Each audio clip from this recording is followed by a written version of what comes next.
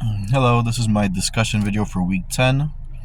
I wanted to start by discussing briefly one of the articles which compared, I guess, the differences or similarities within virtual teams and I guess in-person teams. So I thought it was pretty interesting that for the most part, the qualities needed for both virtual and in-person were similar for the most part. Of course, what is a little bit more important and was pointed out in the article as well were two things, which were I guess being able to function autonomously, and obviously one of the obvious skills is the need to be able to I guess communicate effectively electronically, which makes sense. You're virtual. That's you're going to be your main form of communication, and if you don't know how to use, or if you're not efficient with electronic communication, there's going to be some issues. Um, and the fact that the necessary knowledge, skills, and attributes needed for um, in-person teams are going to be similar for virtual teams. Having um, recent experience, I can see that both are needed. Communication has to be there. Um, Pretty much all the skills you need for in person are needed for virtual. So that was interesting, but not too surprising. Number two, what qualities do you think are needed for a person to be considered a team player? Um, I think the qualities which are important is the ability to be able to listen.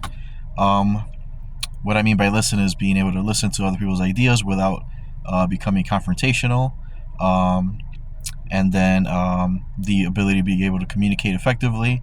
So again, people or team members are not always going to agree on certain approaches, but it's important for people to be able to, or team members to be able to, um, I guess, have effective communication, have an effective dialogue to be able to come up with the best solutions.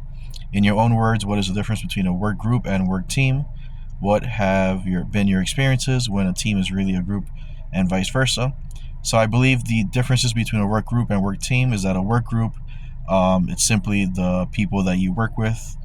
Um, a work team are, you know, include the people that you work with, but is also a cohesive group of people, meaning that you have a good chemistry, a good dynamic.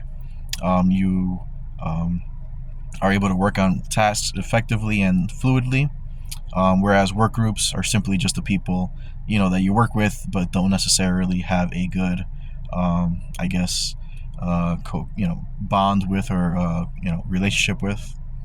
What have been your experiences?